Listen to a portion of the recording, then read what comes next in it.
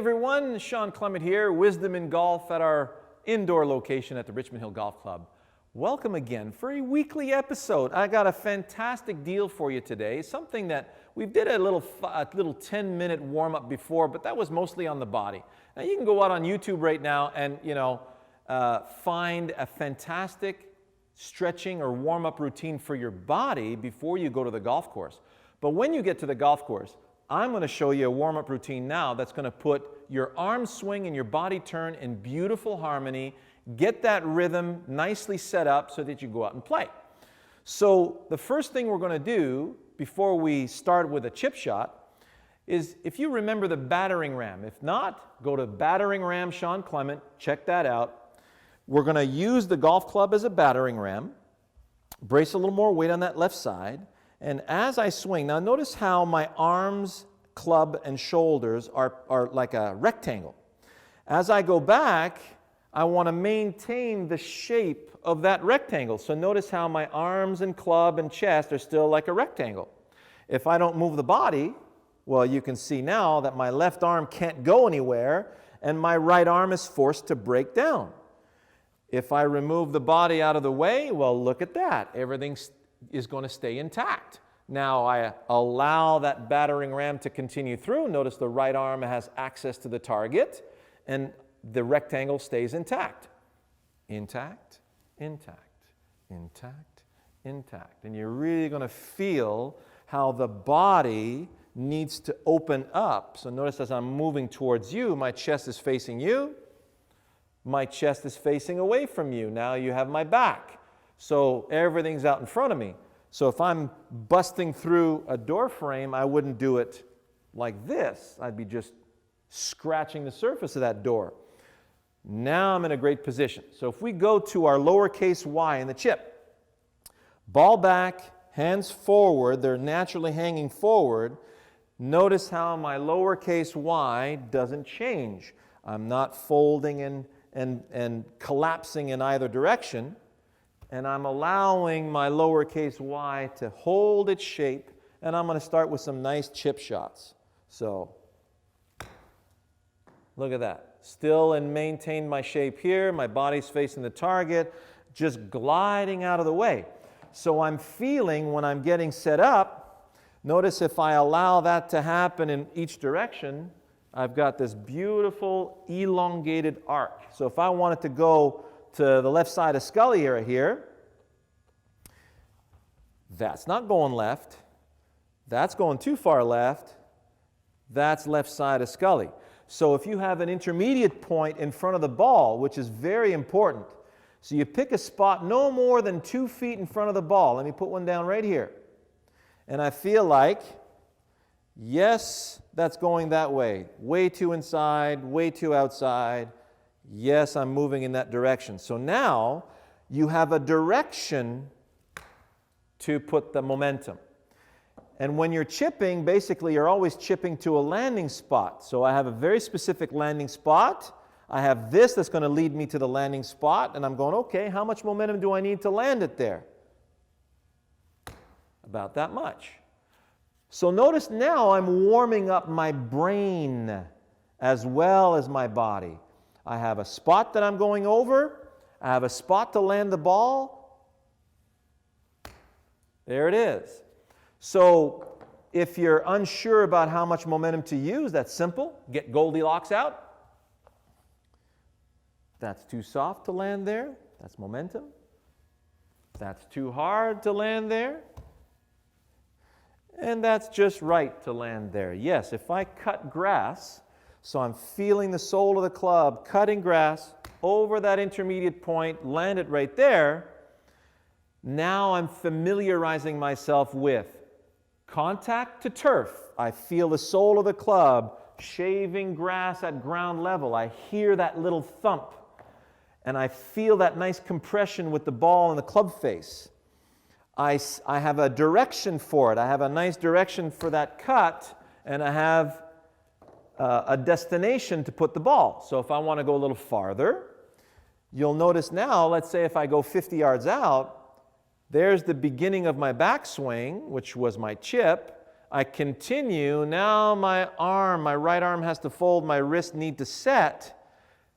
Now I'm starting to feel that nice little release of the sword. You remember that little slash of the sword, but I'm not giving it a full slash yet. So imagine I got one thread left in that bamboo shoot, and I'm just going to, there, just feeling a nice little release of the sword through the dandelion stem.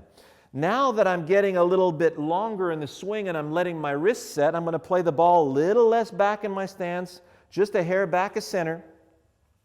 I see the dandelion stem. I go back on the same path as this, same backswing, let it fold and hinge, and then just let the sword cut through that dandelion stem.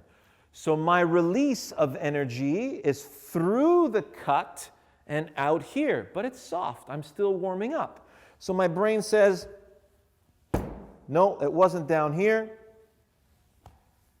Yes, it was a nice little nippy cut through and out to my target. Yes, through and out to the target. So as I start getting a little warmed up with my wedge, I want to branch that out. I'm going to go to my 9-iron. So I get the 9-iron out, and I'm going to hit pitch shots with the 9-iron. So I feel the extra length, same backswing, let it release through, and now I'm feeling a little more compression on the ball. I'm feeling that the extra length in the club has added some natural velocity to it. So now my brain's going, hey, I really didn't have to add anything, and the ball's going much farther. Well, that's what the design of the club is meant to do for you.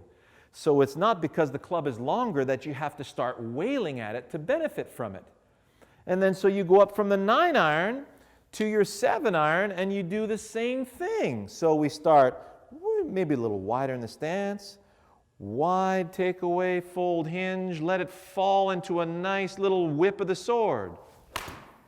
And you're going, wow, that went farther, and I hit it the same way. I felt this nice little release of my sword over here through that dandelion stem, and I really feel the ball being squeezed, and I feel the ball jumping off that club face.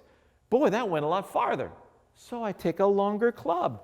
So now I get to my 5-iron, and I'm going to do exactly the same thing with the 5-iron. So you notice now as the clubs get longer, you'll feel the need to get a little bit farther away. So if I did my wedge again, notice the wedge and the 5-iron. So my wedge is falling here. You're going to feel your hands a lot closer to your body. Well, the 5-iron is going to be naturally farther away. So notice how my hands get farther away from the body.